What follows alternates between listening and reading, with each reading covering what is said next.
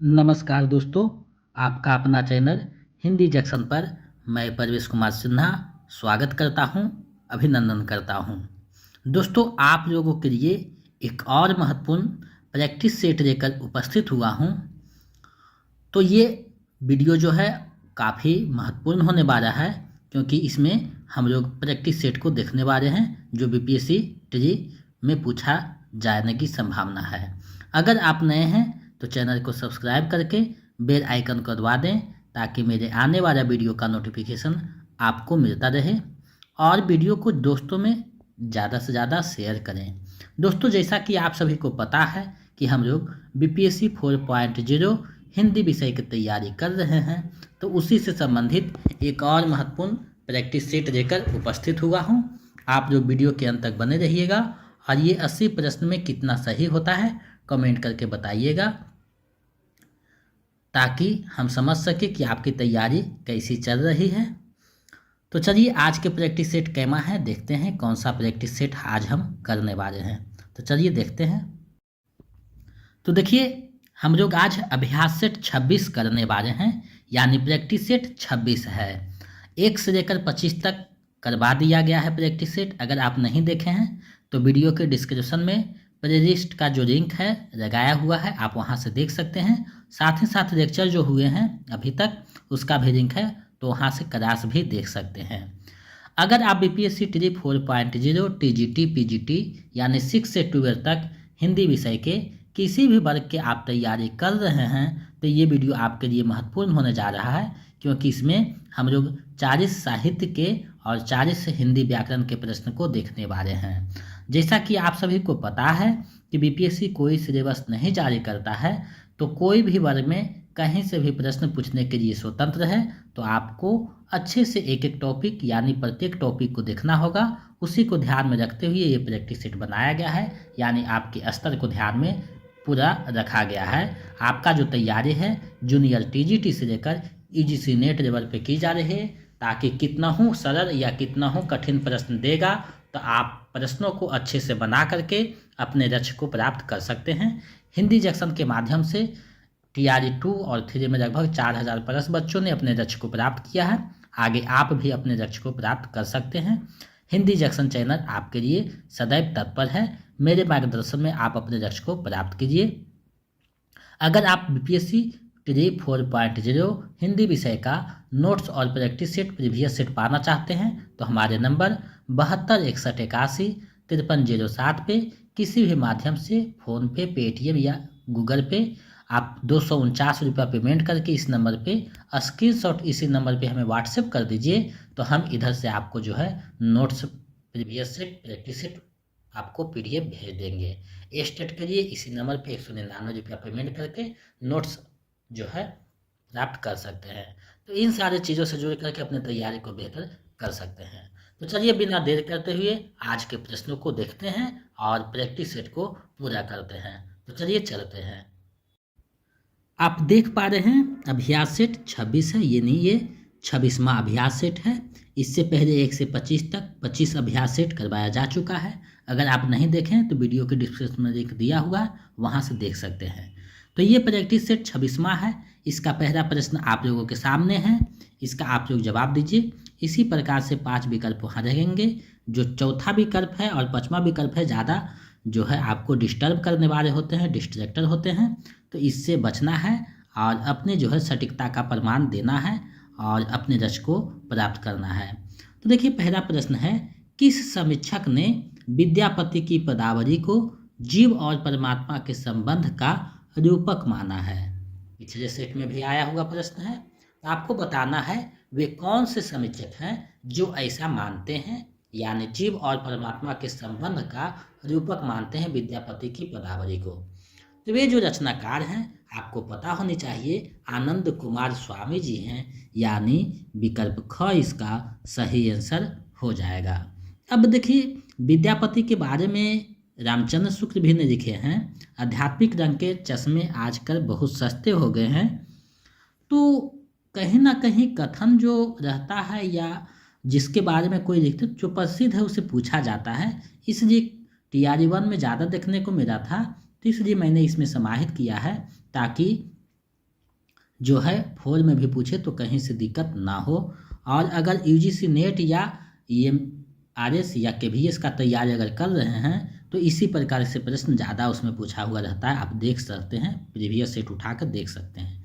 तो आपका जो तैयारी है जूनियर टीजीटी से पीजीटी लेवल पे की जा रही है। सभी लोग 9 बजे जो क्लास होता है सभी लोग जुड़ जाएं और अपने जो है तैयारी को बेहतर कीजिए। चलिए आगे बढ़ते हैं, अगले प्रश्न को देखते हैं। छायावाद उस राष्ट्रीय जागरण की अभिव्यक्ति है जो एक ओर पुरानी रूढ़ियों से मुक्ति चाहता था और दूसरी ओर विदेशी पराधीनता से।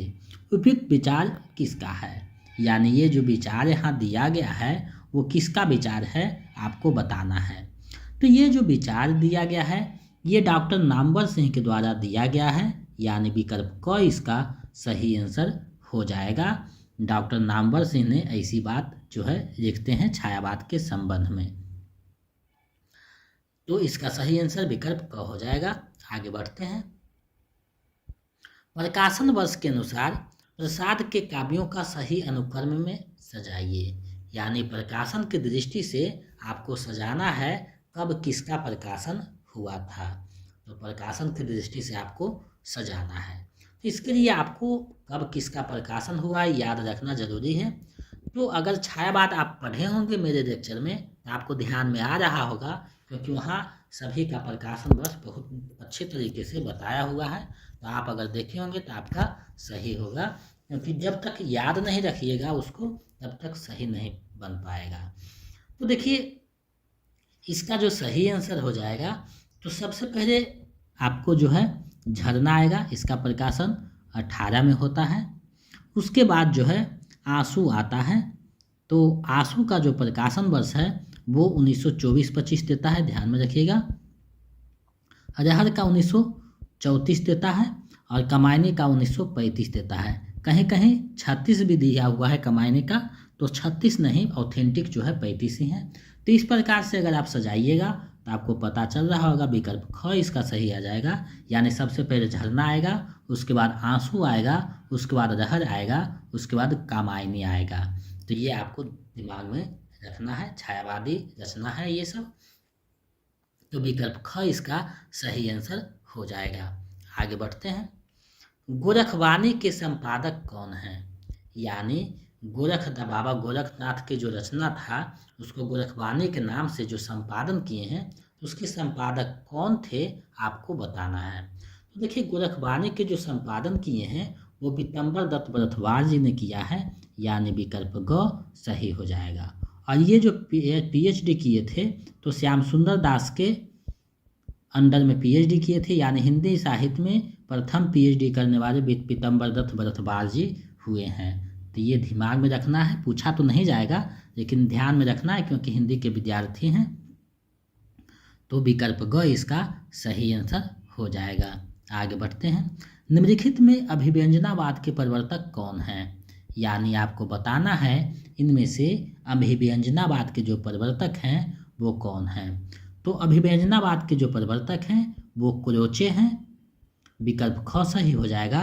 और जब भारतीय काव्यशास्त्र पढ़िएगा तो आएगा अभिव्यक्तिवाद, तो अभिव्यक्तिवाद के जो है अभिनव गुप्त है, ये ध्यान में रखिएगा, दोनों में कन्फ्यूजन हो जाता है। तो अभिव्यंजनावाद के क्रोचे हैं।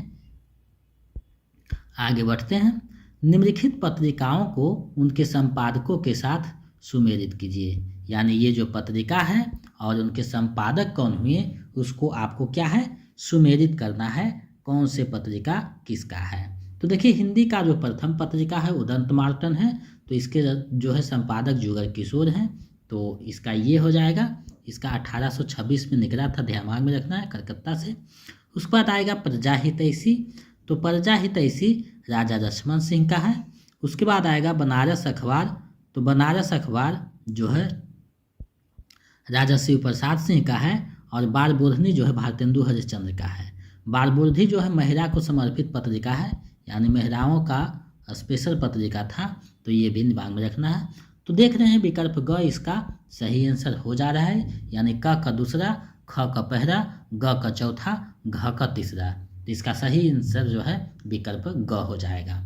तो ज़्यादा डिटेल में जाएंगे, समय भी ज़्यादा लगेगा, और दूसरी बात है बताने में जो है स्पेस नहीं मिल पाता है। डिजिटल बोर्ड होता तो बहुत अच्छे से पढ़ाते, बताते एक एक चीज़ों को, लेकिन थोड़ा सा समस्या है तो कोई बात नहीं, समस्या में जो अध्ययन होता है ज़्यादा बेटर होता है। चलिए आगे बढ़ते हैं। निम्नलिखित में कौन राम वृक्ष बिंदु का पूरी का रेखाचित्र नहीं है? यानी आपको बताना है निम्नलिखित में राम वृक्ष बिंदु पूरी का रेखाचित्र कौन सा नहीं है। तो देखिए माटी की मूर्तें, रार तारा, गेहूं और गुलाब, तीनों जो रचनाएं हैं राम वृक्ष बिंदु पुरी जी का है और यहाँ नहीं पूछा है। देखिए होता क्या है कि जब आप एग्जाम में बैठते हैं जब, तो जल्दी जल्दी में नहीं को नहीं पढ़ पाते हैं, तो जिससे क्या है आंसर गलत होने की संभावना हो जाता है। अब रेखाचित्र है या पढ़ रही है तो माटी की मूर्ति गेहूं गुलाब, वो उपयुक्त में से एक से नहीं घा मार के चले जाइएगा, तो ये गलत हो जाएगा।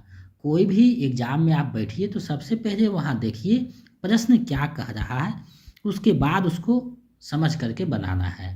तो देखिए यहाँ नहीं पूछा है, तो तीनों रचनाएं उन्हीं का है, इसका सही आंसर विकल्प अंग हो जाएगा, उपयुक्त में से कोई नहीं, क्योंकि नहीं पूछा है। आगे बढ़ते हैं। प्रयोगवाद को किसने बैठे ठारे का धंधा कहा है? प्रयोगवाद को किसने बैठे ठारे का धंधा कहा है, आपको बताना है। तो बैठे ठारे का धंधा जो कहने वाले हैं वो नंद दुलारी वाजपेयी जी हैं, यानी विकल्प ख सही हो जाएगा। प्रयोगवाद जो है ताल सप्तक से स्टार्ट होता है, जिसके संपादक जो हैं अज्ञे थे।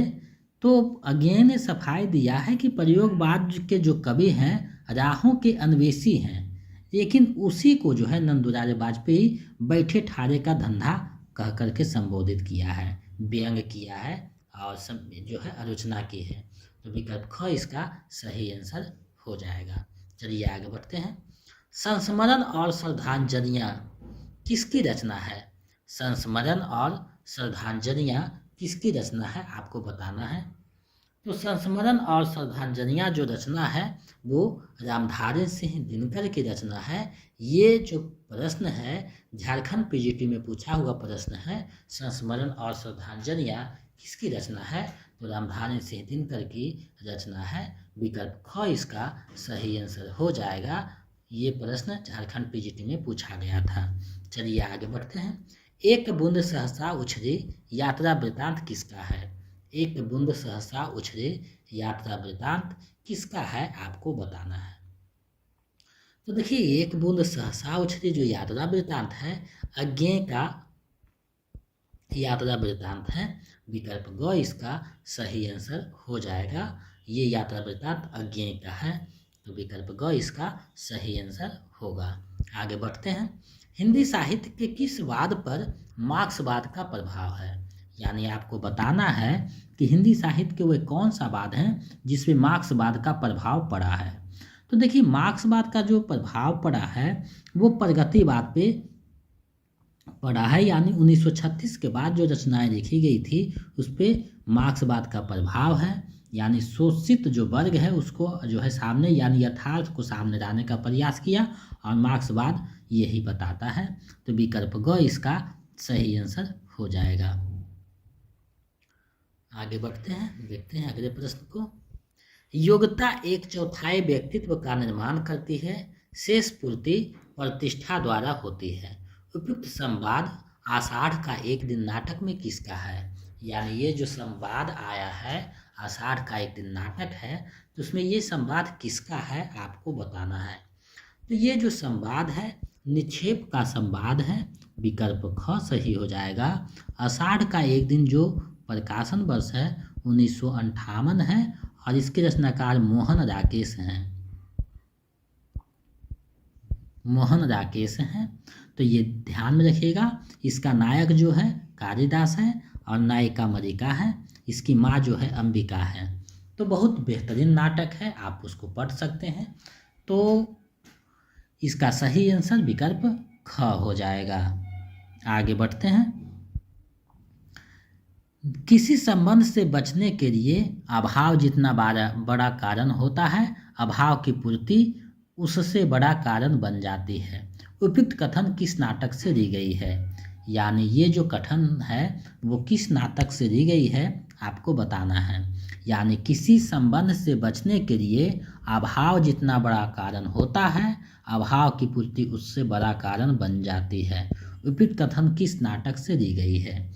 तो ये जो कथन है ये आषाढ़ का एक दिन नाटक से दिया गया कथन है। विकल्प ख इसका सही आंसर हो जाएगा। इसके रचनाकार मोहन राकेश हैं। चंद्रगुप्त और स्कंदगुप्त दोनों जयशंकर प्रसाद का नाटक है, ये ध्यान में रखिएगा। तो विकल्प ख इसका सही आंसर हो जाएगा। आगे बढ़ते हैं। जब दूसरे के पांवों तले अपनी गर्दन दबी हुई है तो उन पांवों को सहराने में ही कुशल है। यह कथन किस उपन्यास में वर्णित है? यानी ये जो कथन है वो किस उपन्यास में है? बहुत बेहतरीन कथन है। जब दूसरे के पांव तले अपनी गर्दन दबी हुई है तो उन पांवों को सहराने में ही कुशल है। यानी अगर आप उसको नहीं सहराइएगा तो कस के वजन देकर गर्दन दबा भी सकता है। तो ये बातें की गई है। तो किस उपन्यास में ये बात की गई है आपको बताना है। तो ये जो बात है ये गोदान उपन्यास में किया गया है। विकल्प ख सही हो जाएगा। इसके रचनाकार जो हैं प्रेमचंद हैं। ये बात जो है उसका नायक जो होरी है वही बोलता है। यानी जमींदार साहब जो राय साहब होते हैं उसके बारे में ये कहा गया है। अब देखिए मेरा आचर उपन्यास है तो इसका रचनाकार जो है फणीश्वरनाथ रेणु है, जिसका प्रकाशन 1954 में हुआ था। गोदान का 1936 में होता है। आपका बंटी का प्रकाशन 1971 में होता है और इसके रचनाकार मन्नू भंडारी हैं। तो ये बातें आपको दिमाग में रखना है। यहाँ लगभग 10 प्रश्न आपको एक ही साथ बता दिए हैं। तो थोड़ा सा दिक्कत हो रही है डिजिटल बोर्ड के कारण, वहाँ पे स्पेस ज़्यादा मिलता तो हम अच्छे तरीका से बताते। तो यहाँ थोड़ा सा समय भी नहीं है और जगह भी नहीं हो पाता है बताने में, तो ये समस्याएं हो जाती है। खैर कोई बात नहीं, आप लोग का अगर सहयोग रहा तो डिजिटल बोर्ड भी जल्द हो जाएगा। आगे देखते हैं। धन्य मैं पिता निरर्थक था, कुछ भी तेरे हित ना कर सका, जाना तो अर्थोगम्योपाय, पर रहा सदा संकुचित काय। उपयुक्त पंक्ति किस रचनाकार का है? बहुत बेहतरीन पंक्ति है। तो ये जो पंक्ति है किस रचनाकार का है आपको बताना है।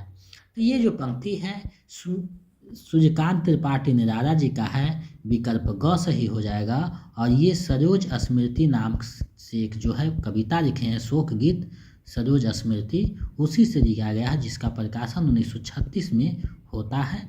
प्रथम शोक गीत है, ये भी दिमाग में रखना है। हिंदी साहित्य का प्रथम शोक गीत सरोज स्मृति है, जिसके रचनाकार सूर्यकांत त्रिपाठी निराला हैं, जिन्हें महाप्राण निराला के नाम से भी जाना जाता है। छायावाद के 4 स्तंभों में एक हैं। तो इतनी बातें आपको दिमाग में रखना है। विकल्प ग इसका सही आंसर हो जाएगा। आगे बढ़ते हैं। रामचंद्र शुक्ल ने तुलसीदास के कितने रचनाओं को प्रमाणिक माना है? यानी रामचंद्र शुक्ल ने तुलसीदास की कितनी रचनाओं को प्रमाणिक बताया है वो आपको बताना है। तो देखिए रामचंद्र शुक्ल हिंदी साहित्य के इतिहास में 12 रचनाओं जो है तुलसीदास का उनको प्रमाणिक बताया है। विकल्प ग सही हो जाएगा। अगर आप भक्ति काल पढ़े होंगे तो उन 12 रचनाओं का जो है जिक्र किया हुआ है, वहाँ दिया हुआ है, आप देख सकते हैं। तो इसका सही आंसर विकल्प ग हो जाएगा। और सूरदास के 3 रचनाओं को प्रमाणिक माना है, ये भी दिमाग में रखिएगा। आगे बढ़ते हैं। अमीर खुसरो की रचना खर-ए-बारी मुख्यतः है तो क्या है आपको बताना है। तो खर-ए-बारी जो मुख्यतः है वो फारसी हिंदी शब्दकोश है। तो विकल्प ख इसका सही आंसर हो जाएगा। अमीर खुसरो की जो रचना है खर-ए-बारी फारसी हिंदी शब्दकोश है। विकल्प ख सही हो जाएगा। ये प्रश्न TRE 1 में पूछा हुआ था। आगे बढ़ते हैं। प्रसिद्ध दलित आत्मकथा जूठन का प्रकाशन कब हुआ? जूठन जो आत्मकथा है उसका प्रकाशन कब होता है ये आपको बताना है। बहुत ही प्रसिद्ध आत्मकथा है जूठन, दलित आत्मकथा है। तो इसका प्रकाशन कब होता है? तो 1997 ईस्वी में इसका प्रकाशन होता है। विकल्प ख सही हो जाएगा। और इसके रचनाकार जो हैं ओम प्रकाश वाल्मीकि जी हैं। ओम प्रकाश वाल्मीकि जी हैं। 1997 में इसका जो है प्रकाशन होता है, यानी विकल्प ख इसका सही आंसर हो जाएगा। आगे बढ़ते हैं। पंडित सहर्षत बखानई देहहि बुद्ध बसंत ना जानई। उपयुक्त पंक्तियाँ किसकी है, यानी ये जो पंक्ति है किसकी है आपको बताना है। तो ये जो है सरहप्पा का पंक्ति है, विकल्प क सही हो जाएगा। यूजीसी नेट में पूछा हुआ ये प्रश्न है। आगे बढ़ते हैं। निम्नलिखित में रामचंद्र शुक्ल का निबंध कौन नहीं है, यानी कौन सा रामचंद्र शुक्ल का निबंध नहीं है आपको बताना है। तो देखिए रामचंद्र शुक्ल का जो निबंध है भाव और मनोविकार है, श्रद्धा और भक्ति भी है, कविता क्या है ये भी है। तो तीनों रचनाएं हैं और यहाँ नहीं पूछ रहा है, तो उपयुक्त में से कोई नहीं, यानी विकल्प वो सही हो जाएगा। उपयुक्त में से कोई नहीं, तो इस प्रकार से भी प्रश्न पूछा जाएगा। पांचवा विकल्प आपको डिस्टर्ब करेगा, तो उससे आपको बचना है। प्रकाशन वर्ष के अनुसार नाटकों का सही अनुक्रम सजाइए, यानी नाटकों का सही अनुक्रम क्या होगा वो आपको बताना है कि कौन सा सही अनुक्रम रहेगा। तो देखिए नाटक आप पढ़े होंगे, आपको पता है स्कंदगुप्त 28 में हुआ था। ध्रुव स्वामिनी जो है उसका जो प्रकाशन वर्ष है ध्रुव स्वामिनी का वो 33 है, सबसे अंतिम है। चंद्रगुप्त का 1931 है। अजातशत्रु जो है 1926-27 देता है। तो अगर आप देख रहे होंगे तो विकल्प क इसका सही आंसर हो जाएगा, यानी पहले जो है आपका अजातशत्रु आएगा, उसके बाद जो है स्कंदगुप्त आएगा, उसके बाद जो है चंद्रगुप्त आएगा, उसके बाद अंतिम में जो है ध्रुव स्वामिनी आएगा, क्योंकि सबसे अंतिम में ये लिखा गया था। तो विकल्प क इसका सही आंसर हो जाएगा। आगे बढ़ते हैं, अगले प्रश्न को देखते हैं। शुद्ध प्रेम मार्गी सूफी कवियों की शाखा में सबसे प्रसिद्ध जायसी हुए, जिनकी पद्मावत हिंदी काव्य क्षेत्र में एक अद्भुत रत्न है। जायसी और उनकी पद्मावत के बारे में उपयुक्त विचार किसका है, यानी जायसी और उनकी जो रचना है पद्मावत उसके बारे में ये जो बातें हैं कौन कहते हैं आपको बताने हैं, किसने ये बात कहा है। तो ये बात जो कहने वाले हैं रामचंद्र शुक्ल जी हैं। विकल्प ग सही हो जाएगा, इन्होंने ही ऐसी बातें की है। तो विकल्प ग इसका सही आंसर हो जाएगा। आगे बढ़ते हैं। फोर्ट विलियम कॉलेज कलकत्ता के संबंध में कौन सा कथन सही नहीं है, यानी कौन सा कथन सही नहीं है आपको बताना है। देखिए नहीं पूछा है तो सोच समझ के बनाइएगा। इसकी स्थापना 1800 ईस्वी में हुई थी, बिल्कुल सही बात है। इस कॉलेज के प्राचार्य जॉन गिलक्राइस्ट थे, ये भी सही बात है। आधुनिक भारतीय भाषाओं की जानकारी नहीं दी जाती थी, ये गलत है। आधुनिक भारतीय जो आज भाषा है उसकी जानकारी दी जाती थी, तो यहाँ नहीं होना चाहिए, तो नहीं ही पूछ रहा है, तो विकल्प ग इसका सही आंसर हो जाएगा। तो इस तरीक़ा से आपको प्रश्न पूछा जा सकता है। तो अच्छे से प्रश्न को पढ़िएगा, समझिएगा, उसके बाद बनाइएगा, ताकि एक एक नंबर आपका झोले में आ सके और मेरिट बनने में कोई परेशानी ना हो। चलिए आगे हम लोग पढ़ते हैं, अगले प्रश्न को देखते हैं। मनोविश्लेषण का सिद्धांत किसका जो है आपको बताना है कि ये जो सिद्धांत है वो किसका है। देखिए कभी कभी प्रश्न जो पूछा जाता है उसमें अधूरे प्रश्न रहते हैं, तो उसको आपको समझना है। तो मनोविश्लेषण का सिद्धांत किसका है ये आपको बताने हैं। तो मनोविश्लेषण का जो सिद्धांत है फ्रायड का मनोविश्लेषण है, ये आपको ध्यान में रखना है। विकल्प को सही हो जाएगा। आगे बढ़ते हैं। भरत मुनि के नाट्य शास्त्र में कितने रसों की चर्चा हुई है। तो भरत मुनि के जो नाट्य शास्त्र है उसमें 8 रस का जो है चर्चा किया गया है, यानी विकल्प ख सही हो जाएगा। और अभी तो जो है 10-11 रस हो गए हैं, तो यहाँ 8 रस को जो है चर्चा किया हुआ था भरत मुनि के नाट्य शास्त्र में, तो विकल्प ख सही हो जाएगा। आगे बढ़ते हैं अगले प्रश्न की तरफ। निम्नलिखित दर्शनों और उनके प्रवर्तकों को साथ जो है सुमेलित कीजिए, यानी यहाँ देखिए उनका दर्शन है और उसके प्रवर्तक हैं, तो आपको जो है सजाना है कि कौन सा जो है किसका संस्थापक हैं, प्रवर्तक हैं, आपको ये बातें जो है बतानी है। तो देखिए उत्पत्तिवाद जो है भट्टरोदक का है, उसके बाद भुक्तिवाद आता है भट्टनायक का है, उसके बाद अभिव्यक्तिवाद जो है अभिनवगुप्त का है, अनुमितिवाद शंकुक का है। तो इस तरीका से अगर आप मिलाइएगा तो विकल्प ख सही हो जाएगा, क का तीसरा, ख का चौथा, ग का पहला, घ का दूसरा, तो विकल्प ख सही हो जाएगा। तो देखिए सिलेबस अगर बीपीएससी नहीं जारी करता है तो कहीं से भी प्रश्न पूछने के लिए स्वतंत्र है। तो एक एक चीज़ों को आपको देखना होगा जो हमारे चैनल पे टॉपिक वाइज लेक्चर करवाया जा रहा है। तो हिंदी साहित्य के लगभग 4-5 टॉपिक और बचे हुए हैं जिसका क्लास अगले सप्ताह खत्म हो जाएगा। उसके बाद व्याकरण के जो टॉपिक हैं उसको हम लोग देखेंगे और साथ ही साथ जो है प्रैक्टिस सेट भी करेंगे। आगे जो है प्रीवियस सेट को हम लोग देखने वाले हैं। प्रैक्टिस सेट को में प्रीवियस सेट जो हुआ है TRE 1, 2, 3 कैंसिल जो हुआ था उसका भी, यानी सभी प्रैक्टिस सेट जो प्रीवियस सेट है उसको पहले देखेंगे, उसके बाद अब प्रैक्टिस सेट करवाया जाएगा। तो विकल्प ख इसका सही आंसर हो जाएगा। आगे बढ़ते हैं। अज्ञेय को उनकी किस कृति के लिए ज्ञानपीठ पुरस्कार मिला है? तो अज्ञेय की जो कृति है उनकी जो है कितनी नावों में कितनी बार है जो कृति, उसके लिए 1978 का जो है ज्ञानपीठ पुरस्कार उन्हें दिया गया था। तो विकल्प ख इसका सही आंसर हो जाएगा। हरे घास में क्षण भर, इन धोष रमते हुए, ये दोनों रचनाएं भी उन्हीं का है, दिमाग में रखिएगा। आगे बढ़ते हैं। कामायनी को छायावाद का उपनिषद किसने कहा है? यानी छायावाद को का उपनिषद कामायनी को किसने कहा है कि ये छायावाद का जो है उपनिषद है? तो ऐसा जो कहने वाले हैं रामचंद्र सूर्य भी नहीं है, नंदराय वाजपेयी भी नहीं, नामवर सिंह भी नहीं। तो इसका सही आंसर विकल्प अंग हो जाएगा। उपयुक्त में कोई नहीं, क्योंकि ऐसा कहने वाले शांति प्रिय द्विवेदी जी हैं। वे कहते हैं कि जो है कामायनी जो है छायावाद का उपनिषद है।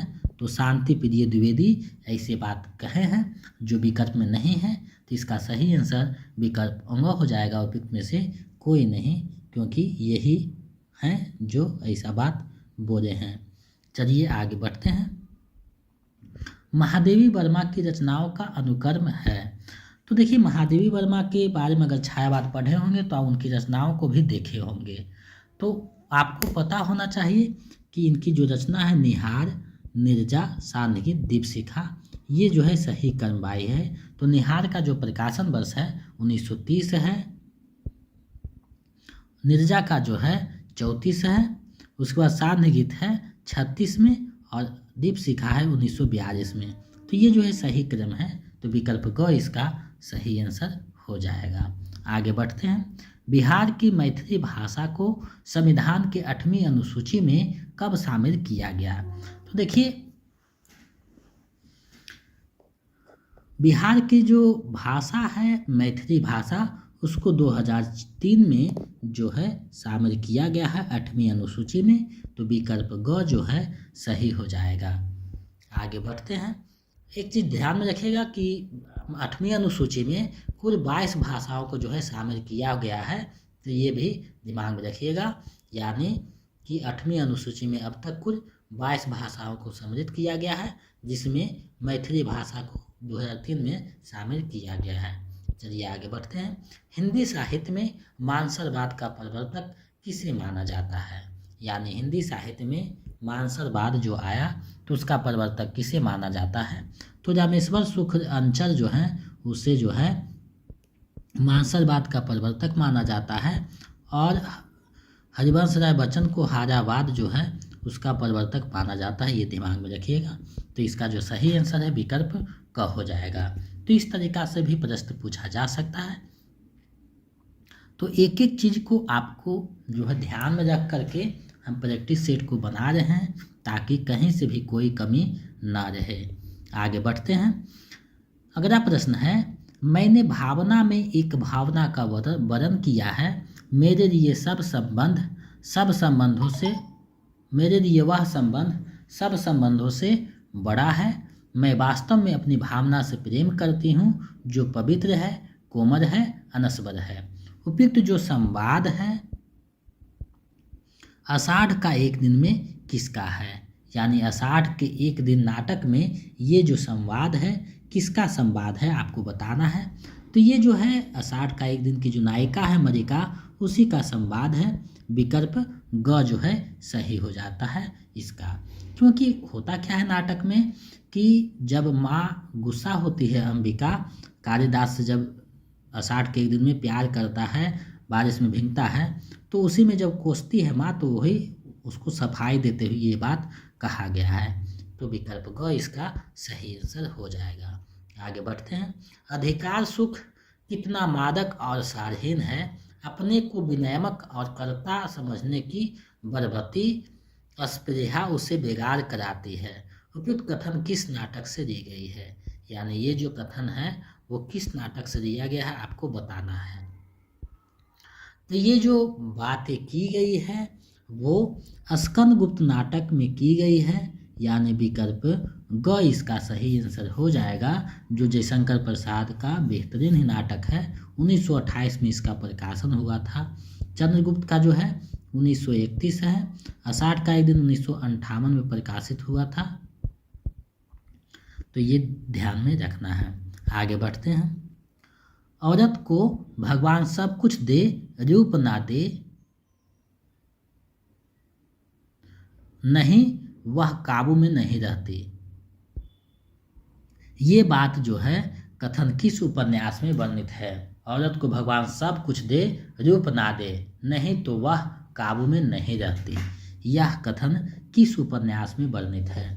तो ये जो कथन आया है गोदान उपन्यास में बातें की गई है, यानी विकल्प ख सही हो जाएगा। गोदान उपन्यास जो है प्रेमचंद्र का, उसी में ये बातें की गई है। तो विकल्प ख इसका सही आंसर हो जाएगा। आगे बढ़ते हैं हम लोग। दुख ही जीवन की कथा रही, क्या कहूँ आज जो नहीं कही। उपयुक्त पंक्ति किस रचनाकार की है। उपयुक्त पंक्ति जो है किस रचनाकार की है आपको बताना है। तो ये जो पंक्ति है सूर्यकांत त्रिपाठी निराला का है, जो कि विकल्प में नहीं है। इसका सही आंसर विकल्प हो जाएगा। उपयुक्त में से कोई नहीं। इसमें जो है वियोग करुण रस का जो है अभिव्यक्ति हुआ है, निराला की रचना है। तो विकल्प होगा इसका सही आंसर हो जाएगा। आगे बढ़ते हैं। अभिनव जयदेव किस कवि को कहा जाता है। अभिनव जयदेव किस कवि को कहा जाता है आपको बताना है। तो देखिए अभिनव जयदेव जो कहा जाता है वो विद्यापति को कहा जाता है। तो विद्यापति इसमें देखिए विकल्प में नहीं है। इसका सही आंसर विकल्प अंग हो जाएगा। उपयुक्त में से कोई नहीं। तो ये जो पांचवा विकल्प है, चौथा विकल्प है, आपको फंसाने के लिए, डिस्टर्ब करने के लिए बनाया गया है। तो आपको ध्यान से पढ़ना है प्रश्न को और अच्छे से बनाना है, ताकि कहीं भी परेशानी ना हो और आपका जो है नंबर कटे नहीं। निम्नलिखित में कौन प्रगतिवाद के कवि हैं आपको बताना है। इनमें से कौन जो है प्रगतिवाद के कवि हैं। तो देखिए केदारनाथ अग्रवाल, नागार्जुन, शिवमंगल सिंह सुमन, तीनों जो है प्रगतिवाद के कवि हैं। अब यहाँ कौन कवि हैं पूछा जा रहा है। उपयुक्त में से एक से अधिक, यानी विकल्प घ इसका सही आंसर हो जाएगा, क्योंकि तीनों के तीनों जो हैं प्रगतिवाद कवि हैं। तो विकल्प घ इसका सही हो जाएगा। आगे बढ़ते हैं। निम्नलिखित दलित आत्मकथाओं को प्रकाशन वर्ष के अनुसार सही अनुक्रम है। तो सही अनुक्रम क्या है ये आपको बताना है और वीडियो को कम से कम 1-2 जगह जरूर शेयर कीजिए। इससे हमें जो है उत्साह मिलता है और हम चीज़ों को इकट्ठा करते हैं। तो देखिए यहाँ दलित आत्मकथा है, उसका प्रकाशन वर्ष के अनुसार आपको सजाना है कब किसका जो है प्रकाशन हुआ था। तो देखिए इसका जो सही आंसर होगा वो विकल्प ग सही हो जाएगा। पहले जूठन आएगा, उसके बाद तिरस्कृत आएगा, उसके बाद हादसे, उसके बाद मुरदहिया। अब देखिए जूठन का जो प्रकाशन वर्ष है 1997 है। उसके बाद आता है तिरस्कृत, तो जिसका प्रकाशन 2002 में होता है। हादसे का 2005 में होता है और मुरदहिया का 2010 में होता है। तो इस प्रकार विकल्प ग सही हो जाएगा। जूठन जो है ओम प्रकाश वाल्मीकि का है। तिरस्कृत जो आत्मकथा है वो सूरजपाल चौहान का है। हादसे मन्नू भंडारी का है। और मुर्दहिया जो है डॉक्टर तुलसीराम का है। तो ये ध्यान में आपको रखना है, बहुत प्रसिद्ध जो है दलित आत्मकथा जो बराबर एग्जाम में पूछे जाते हैं। तो विकल्प ग जो है इसका सही आंसर हो जाएगा। जूठन, तिरस्कृत, हादसे, मुर्दहिया, जिसका प्रकाशन वर्ष ये है, ध्यान में रखना है। आगे बढ़ते हैं। निम्न में हरिवंश राय बच्चन की आत्मकथा नहीं है। तो कौन सा आत्मकथा हरिवंश राय बच्चन का नहीं है, ये आपको बताना है। तो देखिए, क्या भूलूं क्या याद करूं उन्हीं का है। बसेरे से दूर उन्हीं का है।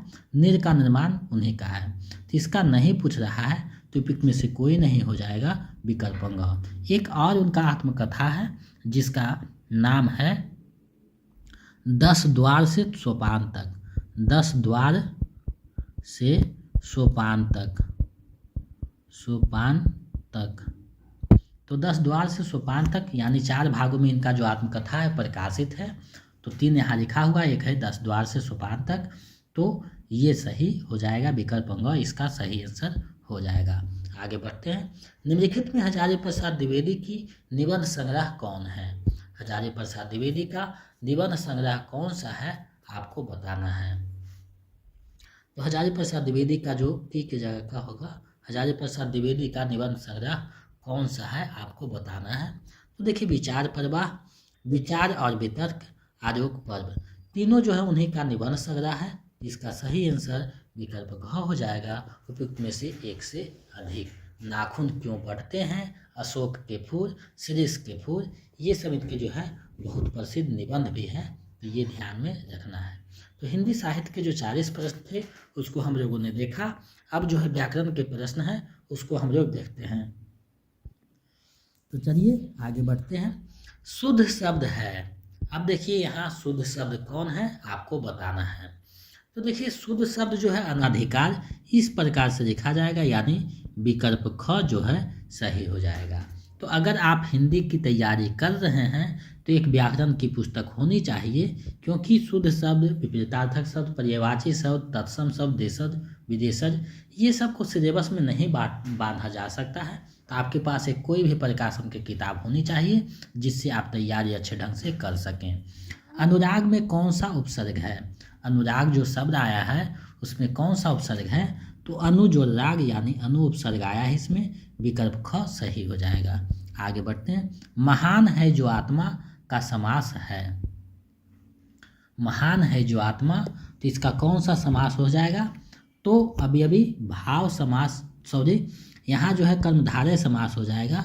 जो सो आदमी जो भी आएगा बीच में, ये जो है कर्मधारय का जो है पहचानने का नियम है। तो विकल्प ग सही हो जाएगा। महान है जो आत्मा, महात्मा जिसे कहा जाता है, महात्मा, तो ये कर्मधारय समास है। इसका विग्रह जो है महान है जो आत्मा यानी महात्मा। तो महात्मा कर्मधारय समान है, समास है। विकल्प ग इसका सही आंसर हो जाएगा। चंद्रमा का पर्यायवाची शब्द है। तो चंद्रमा का पर्यायवाची शब्द कौन सा है, तो आदित्य, सारंग, राकेश, तीनों जो है चंद्रमा का पर्यायवाची शब्द है। तो विकल्प घ जो है सही हो जाएगा। आगे बढ़ते हैं। जहाँ रोगों का मिलन हो वाक्य खंड के लिए एक शब्द होगा। तो जहाँ रोगों का, आदमियों का मिलन हो उसे कहा जाता है सम्मेलन, यानी विकल्प ख जो है सही हो जाएगा। आगे बढ़ते हैं। खटाई में पढ़ना मुहावरे का, थोड़ा सा टाइपिंग मिस्टेक हुआ है। खटाई में पढ़ना मुहावरे का सही जो अर्थ है वो क्या हो जाएगा, खटाई में पढ़ना, यानी इसका जो सही अर्थ है झमेरे में पढ़ना, यानी विकल्प क इसका सही आंसर हो जाएगा। आगे बढ़ते हैं। अजायब घर कैसा शब्द है, तो अजायब घर जो शब्द है वो विदेशज शब्द आया है, विदेशी शब्द है। विकल्प ख जो है सही हो जाएगा। पंकज, जरज आदि किस प्रकार के शब्द हैं, थोड़ा सा कोमा होगा। पंकज, जरज आदि जो हैं किस प्रकार के शब्द हैं, आपको बताना है। तो ये जो है योग रूढ़ शब्द हैं, यानी विकल्प ग इसका सही आंसर हो जाएगा। तो व्याकरण के जो टॉपिक पढ़ेंगे तो एक एक चीज़ों को वहाँ भी हम लोग देखेंगे। तो आपको ये चिंता नहीं करना है कि ये सब टॉपिक हम नहीं पढ़ें, तो व्याकरण बारे में जब पढ़िएगा तो ये चीज़ें समझ में आने रहेगा, तो कोई बात नहीं है। धीरे धीरे हम लोग 1 सप्ताह के बाद व्याकरण वाली चीज़ों को स्टार्ट करेंगे, यानी उसमें सारी चीज़ों को देखेंगे। चलिए आगे बढ़ते हैं। जो स्त्री सूर्य भी ना देख सके, वाक्यांश के लिए एक शब्द क्या होगा? जो स्त्री सूर्य भी ना देख सके उसके लिए एक शब्द होगा असूर्यंपस्या, यानी जो स्त्री सूर्य को ना देख सके उसके लिए ये शब्द आएगा। विकल्प ख सही हो जाएगा। बच्चे गाना गा चुके हैं, इस वाक्य में मुख्य क्रिया की पहचान कीजिए। यानी मुख्य क्रिया जिसके अंत में ना हो, गाना, हंसना, जाना, रोना, पहनना, ठहरना, यानी ये सब जो है मुख्य क्रिया होते हैं। तब इसमें मुख्य क्रिया क्या है बताना है। तो बच्चे गाना गा चुके हैं, इसमें गा जो है मुख्य क्रिया है, तो विकल्प ग जो है सही हो जाएगा। गा चुके हैं यानी गाना गा चुका है, तो विकल्प ग इसका सही हो जाएगा। हिमालय का सही संधि विच्छेद होगा, तो हिमालय का जो सही संधि विच्छेद होगा वो क्या होगा आपको बताना है। इसका सही संधि विच्छेद होगा हिम जोड़ आर्य, यानी विकल्प ख इसका सही आंसर हो जाएगा।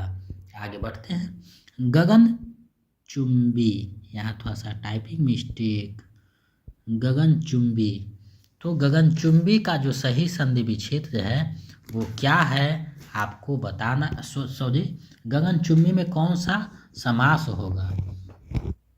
गगन चुंबी में कौन सा समास होगा? तो इसमें जो है तत्पुरुष समास आएगा, विकल्प ख सही हो जाएगा। तन पर नहीं रत्ता, पान खाए अरबत्ता, जो कुक्ति का सही अर्थ होगा। तो जो कुक्ति ये जो है क्या होगा इसका? झूठा दिखावा करना, यानी पान तन पर नहीं रत्ता, पान खाए अरबत्ता, यानी विकल्प ख सही हो जाएगा। थारी का बैगन जो कुक्ति का क्या अभिप्राय है? थारी का बैगन जो कुक्ति का क्या अभिप्राय है? तो सिद्धांतहीन व्यक्ति जिसे थारी पर का बैगन बोला जाता है, यानी सिद्धांतहीन व्यक्ति होना, विकल्प क इसका सही आंसर हो जाएगा। जिस छंद में 4 चरण और प्रत्येक चरण में 16 मात्राएं होती है वह कहलाता है, तो उसे क्या कहा जाता है आपको बताना है। तो वह कहलाता है क्या? चौपाई कहलाता है। चारों चरण में 16-16 पद रहेंगे तो चौपाई कहा जाएगा, विकल्प ख सही हो जाएगा। मैंने राधा के लिए कपड़े खरीदे, इस वाक्य में कौन सा कारक है आपको बताना है। इसमें जो कारक है संप्रदान कारक है, यानी विकल्प ग इसका सही आंसर हो जाएगा। छप्पै किन 2 छंदों का मिश्रण है? तो छप्पै जो मिश्रण है रोरा और उरर्रा का जो है मिश्रण है, विकल्प ग सही हो जाएगा। आप छंद वाले टॉपिक नहीं पढ़े हैं तो मेरे चैनल पे लगभग सभी टॉपिक पिछले TR2 में पढ़ाए थे, वहाँ है, आप वहाँ भी देख सकते हैं। आगे बढ़ते हैं। अंबर और अंबार युग्म का सही अर्थ क्या है? तो अंबर मतलब होता है आकाश, अंबार एक फल का नाम है, तो विकल्प ग सही हो जाएगा। पुरातन शब्द में कौन सा उपसर्ग है आपको बताना है। पुरातन जो शब्द है उसमें कौन सा उपसर्ग है? तो पुरातन जो शब्द है उसमें उपसर्ग आएगा, पूरा उपसर्ग आएगा, यानी विकल्प क इसका सही आंसर हो जाएगा पूरा। आगे बढ़ते हैं। जसोदा हरि पारने झुरावे, हररावे दुर्रावे महरावे, जोई सोई कछु गावे, उपयुक्त पंक्ति में कौन सा रस है? यानी ये जो पंक्ति है इसमें कौन सा रस आया आपको बताना है। तो देखिए माँ और बच्चे के बीच जो है बातें की गई है, तो यहाँ माँ प्रेम देखिए 2 रूप में आता है, एक श्रृंगारिक प्रेम होता है, एक वात्सल्य प्रेम होता है। तो जहाँ पति पत्नी प्रेम प्रेमिका का बात हो तो वहाँ श्रृंगार रस आएगा, लेकिन जहाँ माँ बेटे पुत्री पिता ये सब का जो चित्रण होता है तो ये जो है वात्सल्य रस में आता है, यानी विकल्प ख सही हो जाएगा। आगे बढ़ते हैं। नैतिक किस प्रत्यय के योग से बना है? तो नैतिक में जो प्रत्यय आया है वो इक प्रत्यय आया है, यानी इक प्रत्यय, तो विकल्प ग इसका सही आंसर हो जाएगा। अहिंसा का विलोम शब्द क्या होगा? तो अहिंसा का जो विलोम शब्द होगा वो हिंसा हो जाएगा, यानी विकल्प क सही हो जाएगा। निम्नलिखित में कौन सा वाक्य शुद्ध है? तो शुद्ध वाक्य आपको पहचानना है। आपका काम आप खुद करो, अपना काम होगा, तो ये गलत है। बेरोजगारी सबसे बड़ी समस्या है, बहुत सही बात है, विकल्प ख इसका सही हो जाएगा। इनमें कौन सा वाक्य अशुद्ध है? तो अशुद्ध वाक्य आपको पहचानना है। तो हाथ को जेब में रखो, बिल्कुल सही है। अभी कहीं नहीं जाना है, बिल्कुल सही। मैंने कहीं नहीं जाना, ये गलत है। मुझे कहीं नहीं जाना, ऐसा रहता तो सही हो जाता। तो विकल्प जो ग है सही हो जाएगा, अशुद्ध है। आगे बढ़ते हैं। जहाँ जहाँ सिंचाई की व्यवस्था है वहाँ वहाँ फसलें खूब पैदा होती है, वाक्य है। तो कैसा वाक्य है आपको बताना है। तो ये जो है मिश्र वाक्य है, विकल्प ख सही हो जाएगा। आपके दोस्त में से कौन साथ देगा? रेखांकित वाक्य में पदबंध है। यहाँ देखिए रेखांकित नहीं हुआ है, इस यहाँ जो है यहाँ तक रेखांकित रहेगा। तो आपके दोस्त में से कौन साथ देगा, ये जो है रेखांकित वाक्य में कौन सा पदबंध है आपको बताना है। तो इसमें जो पदबंध आएगा वो सर्वनाम आएगा, यानी आपके आ जा गया जखन ये तो सर्वनाम का काम कर रहा है, तो विकल्प ख सही हो जाएगा। निम्न में कौन सा तत्सम शब्द है? तो तत्सम शब्द कौन सा है आपको बताना है। सियार तद्भव है, बंदर तद्भव है, हस्ती तत्सम है, तो विकल्प ग सही हो जाएगा। ऐसे शब्द जो संस्कृत और प्राकृत से विकृत होकर हिंदी में आए उसे क्या कहा जाता है आपको बताना है। तो उसे कहा जाता है तद्भव, यानी संस्कृत का बिगड़ा हुआ रूप तद्भव शब्द कहलाता है, विकल्प ख सही हो जाएगा। और संस्कृत से हूबहू आ जाता है तो तत्सम हो जाता है, अब विदेश से आता है विदेशज हो जाता है। भोजन करने की इच्छा, इस वाक्य के लिए एक शब्द होगा, तो जिसे भोजन करने की इच्छा होता है उसके लिए है बुभुक्षा, यानी विकल्प क सही हो जाएगा। आगे बढ़ते हैं। निम्नलिखित में किस वाक्य में सकर्मक क्रिया है? तो किस वाक्य में सकर्मक क्रिया आया है? तो आपको सीधा सीधी पता चल रहा है, राहुल ने केला खाया, सकर्मक क्रिया है। गाड़ी चलती ये तो जरूरी है, वाजा जाती ये तो क्रिया, तो यानी विकल्प क सही हो जाएगा। अब जो है हम लोग गद्यांश को देखने वाले हैं। आपको बार बार बताते हैं कि गद्यांश का बस एक ही नियम है, जिसका चर्चा है, जिसके बारे में कहता है, जो कहा गया है उसी को आंसर करना है, अपने मन से कुछ इसमें नहीं समाना है। तो चलिए सबसे पहले हम लोग गद्यांश को पढ़ते हैं। प्रेम की भाषा शब्द रहित है, नेत्रों की कपोलों की मस्तक की भाषा भी शब्द रहित है, जीवन का तत्व भी शब्द से परे है, सच्चा आचरण प्रभावशील आचरण स्थिति संयुक्त आचरण न तो साहित्य के लंबे व्याख्यानों से गढ़ा जा सकता है, न वेदों की श्रुतियों के मीठे उपदेश से, न अंजे से, न कुरान से, न धर्मचर्चा से, न केवल सत्संग से। जीवन के अरण्य में घुसे हुए पुरुष के हृदय पर प्रकृति और मनुष्य के जीवन के मौन आख्यानों के यत्न से सुनार के छोटे हथौड़े की मन मन चोटों की तरह आचरण का स्वरूप प्रत्यक्ष होता है। अब देखिए यहाँ ये जो है गद्यांश है।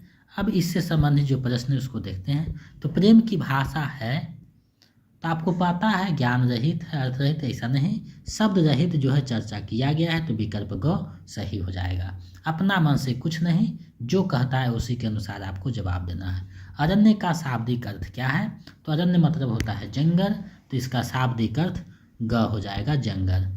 यत्न से आशय है, तो यत्न करना मतलब प्रयास करना, विकल्प ख सही हो जाएगा। इस गद्यांश में किसकी महिमा का वर्णन है? इसमें किसकी महिमा का वर्णन किया गया है आपको बताना है। इसमें जो वर्णन हुआ है आचरण की महिमा का वर्णन हुआ है, विकल्प क सही हो जाएगा। प्रस्तुत गद्यांश का उपयुक्त शीर्षक होगा, तो इसका जो जीवन कारण ऐसा नहीं है, सच्चा आचरण बिल्कुल सही बात, प्रेम की भाषा ऐसा नहीं है, आचरण पे जोर दिया गया, तो विकल्प ख सही हो जाएगा। अब जो है अगले गद्यांश है उसको हम लोग पढ़ते हैं। अब लोग हम अंतिम की ओर आ रहे हैं, तो गद्यांश को पढ़ते हैं, इससे संबंधित प्रश्न को देखेंगे। पूंजीवाद समाज में लेखक, पुस्तक और पाठक के बीच बाजार आ गया है। इस बाजार के कारण लेखक का पाठक से सीधा संबंध नहीं रह पाता। इसलिए मार्क्स ने कहा कि पूंजीवाद समाज में कला साहित्य या लेखक के लिए एलियनेशन की समस्या सबसे बड़ी समस्या है। पुराने समाज में कला व कलाकार अपने समाज से पूरी तरह जुड़े थे। कला की रचना और सुरक्षा दोनों का दायित्व समाज का था। बाद में कला दरबार में आई। कला और कलाकार का क्षेत्र संकुचित हुआ। कह सकते हैं कि कला सामाजिक एलियनेशन का शिकार हुई। पूंजीवादी समाज में कला दरबार से निकलकर बाजार में आई। इसमें उसका अजनबीपन, एलियनेशन और बढ़ा। अब देखिए एलियनेशन पे जोर दिया गया है, कला और कलाकार पे जोर दिया गया है। पूंजीवाद के में उसको जो है समाहित करके देखा गया है। अब देखिए पूंजीवाद समाज में लेखक और पाठक के बीच क्या आ जा गया है, तो दोनों के बीच जो है बाजार आ गया है, यानी विकल्प ख सही हो जाएगा। पुराने समाज में कला की सुरक्षा का दायित्व किस पर था, तो समाज पे था। ऊपर चर्चा किया गया था कि ये दोनों का जो है जिम्मेदारी किस पे था, तो समाज पे था। तो विकल्प ग इसका सही आंसर हो जाएगा, क्योंकि यहाँ चर्चा किया गया था कि दोनों का दायित्व किस पर था, समाज पर था। यहाँ देखिए दोनों दायित्व जो है समाज का था, तो इसका सही आंसर विकल्प ग हो जाएगा। आगे बढ़ते हैं। कला क्षेत्र के संकुचन का आशय है क्या, तो इसका आशय है कला का दायरा सीमित होना, यानी संकुचित होना। विकल्प ख सही हो जाएगा। आगे बढ़ते हैं। अजनबीपन का आशय क्या है, तो अजनबीपन का आशय है एकाकीपन, यानी अजनबीपन यानी एकांतिक जो होता है उसी से संबंधित है। विकल्प को सही हो जाएगा। प्रस्तुत गद्यांश का उपयुक्त शीर्षक क्या होगा, तो इसका उपयुक्त शीर्षक हम लोग दे सकते हैं कला में पूंजीवाद ऐसा नहीं है। पूंजीवाद समाज में कला, ये बिल्कुल बेजोड़ है। विकल्प ख सही हो जाएगा। दरबारी साहित्य ऐसा नहीं, तो विकल्प ख इसका सही हो जाएगा। तो आज मैंने अभ्यास सेट 26 करवाया। इसमें 80 प्रश्न में आपका कितना सही हुआ है हमें कमेंट करके बताइए, ताकि हम समझ सकें कि आपका तैयारी बेहतरीन चल रहा है। साथ ही अगर बीपीएससी DRE 4.0 का नोट्स पाना चाहते हैं तो मेरा नंबर 72 61 81 53 07, इस पे आप 249 रुपया किसी भी माध्यम से गूगल पे, फ़ोन पे, पेटीएम पेमेंट कीजिए और उसका स्क्रीनशॉट लेकर हमें इसी नंबर पे व्हाट्सएप कर दीजिए। तो हम इधर से आपको जो है PDF, practice set, previous set आपको उपलब्ध करवा देंगे। आप उसको किसी भी माध्यम से प्रिंट करवा के या जैसे मन हो पढ़ सकते हैं। अगर आप स्टेट का पाना चाहते हैं तो इसी नंबर पे 199 रुपया पेमेंट कीजिए और उसका स्क्रीनशॉट भेज दीजिए।